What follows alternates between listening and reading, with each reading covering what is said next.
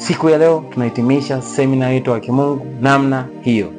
Kadri ya mapenzi ya Mungu yatakavyoongoza, tunakwenda kuhitimisha katika somo ambalo tulikubaliana siku ya jana katika mwendelezo wa masomo yetu.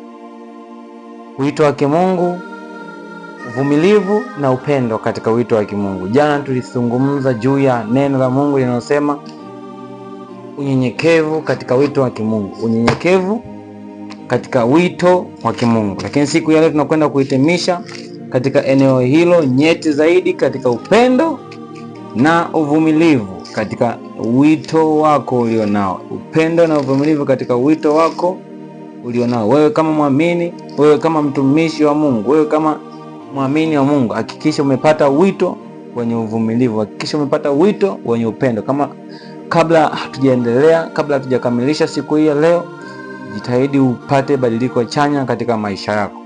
Jitahidi upate badiliko chanya katika maisha yako. Hakikisha umeanza kuishi maisha ambayo yanakwenda kuonyesha una uvumilivu katika wito wako, una uvumilivu katika eneo lako uliloitiwa pia. Bwana asifiwe sana. Basi kama unatufuatilia mara ya kwanza, unaweza subscribe ukabonyeza alama ya kengele ili upate jumbe zetu popote tutakapokuwa tuna upload video mpya mtandaoni. Utakuwa wa kwanza kuzipata video hizo. Lakini tunapoanza siku ya leo na siku ya kesho ni tofauti, kwa sababu tunajitahidi kufanya vitu tofauti kwa bora zaidi, na kadri siku zinavyoendelea unapata kitu bora zaidi kutoka kwetu. Mungu akubariki sana unapoenda kusikiliza mafundisho ya siku ya leo. Namshukuru Mungu kwa ajili ya neno lake. Asante mtakatifu, mwaminifu, mkamilifu. Libarikiwe jina lako mtakatifu kwa ajili ya neno lilo mbele yetu. Libariki na litakase kupitia damu na jina lako Yesu. Amen. Kwa hiyo nawasihi mimi niliyemfungwa katika Bwana, mwenende kama inavyostahili wito wenu mlioitiwa, kwa unyenyekevu wote na kwa upole, kwa uvumilivu, mkichukuliana katika upendo. Leo tutakuwa katika kipengele hiki cha pili, kwa uvumilivu mkichukuliana katika upendo. Jana tulielekezana juu ya kipengele cha kwanza uvumilivu, jana tulielekezana juu ya kipengele cha kwanza upendo. Tukaona nini maana ya upendo, tukaelewa nini kwa nini tunapaswa so upendo, unyenyekevu. Tukaona nini maana ya unyenyekevu, na unyenyekevu so udhaifu ni nguvu, kama tulivyoelekezana pia jana, na tukaangalia kiundani kivipi unyenyekevu unakuempower, unakupa nguvu katika wito ulionao, unakupa access ya kuzaa matunda katika wito ulionao, unakupa access katika hao ambao unawatrain waje kuwa kama wewe siku zijazo. Mungu akubariki sana wewe ambao unazidi kubadilika na kubarikiwa na video hizi, na wewe ambao unazidi kuchukua hatua baada ya mafundisho yanayokaa katika mlolongo unaoeleweka na unafuatilia zote chaneli hizo. Mungu akubariki sana. Jitahidi uanze badiliko katika kila video unayoangalia. Hakikisha unabadilika. Kama ulipewa katika unyenyekevu siku ya jana, leo utakapopewa katika uvumilivu na upendo, hakikisha pia unabadilika. Sikiliza sasa, katika utumishi wa Mungu tumeitwa katika maeneo kadha wa kadha, lakini maeneo hayo tumeitwa katika maeneo tofauti. Kuna mtu ameitwa katika mazingira magumu sana. Kuna mtu ameitwa katika mazingira ya tabu ngumu sana. Kuna mtu ameitwa katika mazingira ambayo mwanzo wake ni mgumu mno. Inawezekana katika mazingira hayo inamlazimu kutembea kwa mguu mbali wa kilomita ngapi kuifanya kazi hiyo. Inawezekana kutumia gharama kubwa kuifanya kazi hiyo, zaidi ya hela alizonazo kwa ajili ya kukamilisha kazi hiyo. Inawezekana ni kwa namna yoyote ambayo inamkatisha tamaa kama mtumishi wa Mungu. Bwana asifiwe sana. Lakini katika hali ya kawaida umepaswa kuwa na uvumilivu. Umepaswa kuwa na uvumilivu. Uvumilivu utakutrain wewe kukomaa. Uvumilivu utakutrain wewe kuwa na success, ambazo kuwa na consistency, kuwa na uendelevu katika hicho kitu ambacho unakifanya. Consistency inaelekana na uvumilivu, lakini uvumilivu ni kuvumilia. Uvumilivu ni kuwa na ile consistency katika kitu cha kimungu ulichopewa ndani yako. Kuwa na ile ya kuendelea, kujaribu mara kwa mara, kuwa na ile ya kutaka kujua zaidi, kuwa na ile ya kutokurudishwa nyuma kwa maneno ya mtu, kutokukatishwa tamaa. Huo ndio uvumilivu unaotajwa katika Biblia takatifu. Basi iko aina kuu, zipo aina za uvumilivu hatuwezi siku hiyo leo, lakini nitakwenda moja kwa moja katika upendo, na katika pointi ya pili ambayo ni upendo. Kitu gani ambacho kinasababisha upendo kitu gani ambacho kinasababisha mtu ambaye ana wito au mtu ambaye ana kitu cha kimungu ndani yake inamlazimu awe na upendo? Kitu cha kimungu chochote kilicho ndani yako, ukiwa na upendo utakitumia kitu hicho kwa manufaa na kuwafunza wengine katika manufaa uliopalikiwa wewe, watabarikiwa nao pia. Jitahidi ubadilike, jitahidi uwe mtu wa upendo, jitahidi uwe mtu wa watu. Utakapokuwa mtu wa watu, hakuna kitu utakachokifanya utachukizana na watu. Ukihudumu, utahudumu kwa upendo. Ukiwasaidia watu, utawasaidia kwa upendo. Ukiwafundisha watu, uwatrain wawe kama wewe, ukawatengeneza role models wako, utakuwa umewatrain kiupendo.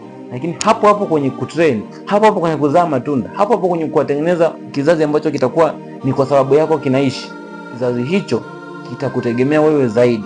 Kizazi hicho kitaishi katika maisha yao, katika maisha yao kikiwa kinakukumbuka wewe. Kama asingekuwa fulani, mimi nisingekuwa hapa, kwa sababu alitumia muda wake kwa kunivumilia, alitumia muda wake kwa kunijali, alitumia muda wake kwa kunipenda, hadi akanifundisha A to Z, akanifundisha A to Z, moja mpaka mwisho. Hakukiacha kitu hata kimoja wala kukiluka. Kwa sifa hizo zote zinapokujia kwako, ndipo unazidi kuzaa matunda katika ulimwengu wao, ndipo unazidi kupanda level katika hicho kitu cha kimungu kilichoaminiwa ndani yako, ndipo unazidi kuimarika katika hivyo vitu ambavyo Mungu ameviamini, ameviweka ndani yako kama talanta. Jitahidi kubadilika, jitahidi kuwa mvumilivu katika hicho kitu ulichowekewa, jitahidi kuwa mtu wa upendo. Hakikisha unabarikiwa, hakikisha unapambana kuwa mvumilivu, hakikisha unapambana kuwa mtu wa upendo. Usipokuwa mtu wa upendo ni kazi bure.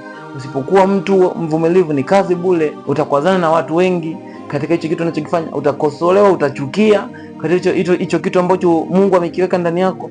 Ukikosolewa, jitahidi kuwa mvumilivu, jishushe. Unyenyekevu naingia tena ambao tuliusoma jana. Jitahidi kuwa mnyenyekevu utakapokosolewa, utakapoelekezwa na hao watu walio juu yako, na hao watu ambao katika wadhifa au cheo wanakuzidi wewe, na hao wakubwa ambao wamewekwa mbele yako kwa ajili ya kukuguide, au wanaitwa destiny helper. Hao ambao mtu ambaye yupo mbele yako anajua kabisa hapa ukipitia hapo utakosea, ukipitia hapo utakosea. Ukikosa hekima ya kuwasikiliza watu kama hao, ukikosa uvumilivu juu ya watu kama hao wanapokukosoa, ukikosa upendo wa kuwachukulia watu kama hao na kuwapenda, ukikosa upendo wa kuwapenda watu ambao unawafundisha katika hali ya kufanikiwa wao, lakini unawafundisha kwa ajili ya Mungu, kwa ajili ya utukufu wa Mungu, ili na wenyewe wakija siku moja wasimame wakaseme fulani ndio alitufanikisha katika hili, fulani ndio alitusaidia katika hili.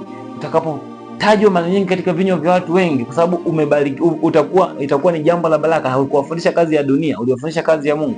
Hakuwafundisha kazi ya kidunia, uliwafundisha utukufu kwa kazi ya wito wa kimungu, kufanya kazi sawa na mapenzi ya Mungu ambao amewaachilia ndani yao.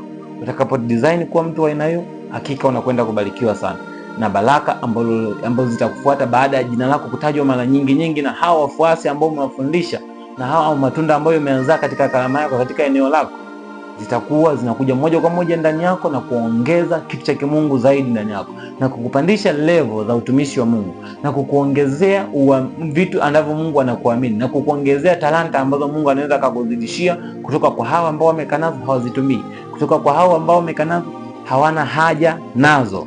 Ubarikiwe sana, ubarikiwe sana. Unaweza ukashare video hili na ndugu jamaa na rafiki wapate kusikia ujumbe huu, lakini pia unaweza ukasubscribe kama hujasubscribe na umeangalia ni mara ya kwanza. Nikutakia wakati mwema na wasaa mwema. Ilikuwa ni siku ya tunapohitimisha semina ya wito wa kimungu. Siku ya leo tumehitimisha semina ya wito wa kimungu. Tutakapopata kibali, tutakuja na somo lingine ambalo tutaintroduce siku hiyo husika. Nikutakie wasaa mwema na Mungu akubariki sana. Asante mwaminifu kwa ajili ya mtumishi wako aliyesikiliza maneno haya matakatifu siku ya leo. Mpe uvumilivu, mpe upendo, mpe kujikinai na kujishusha katika unyenyekevu uliomwahidia katika utukufu wako. Katika jina lako Yesu Kristo, mpe kuwa na wanafunzi wengi na wafuasi wengi ambao kupitia yeye watajifunza vitu vingi. Elisha alijifunza kwa Elia, lakini sisi wa sasa tumepaswa kujifunza kwako Yesu Kristo kama role model wetu. Tumepaswa pia kuwaachia wadogo zetu, tumepaswa kuachia ndugu zetu, tumepaswa kuachia wafuasi wetu mambo yako zaidi na zaidi, sawa sana utukufu ulioachilia ndani yetu. Tumepaswa kuwa role model kwa watu ambao wanatuangalia, tumepaswa kuwa role model kwa watu ambao wanatuzingatia katika maisha yao. Nalibariki jina lako nikisema asante, nalibariki jina lako nikisema wewe ni mwema. Tupe badiliko halisi, tukaishi tukikupendeza wewe na wanadamu, hatimaye tukazidi kuongezeka katika wito ulioachilia ndani yetu. Asante kwa kuwa ni mwema mtakatifu, katika jina lako Yesu Kristo nikiomba na kushukuru, amen.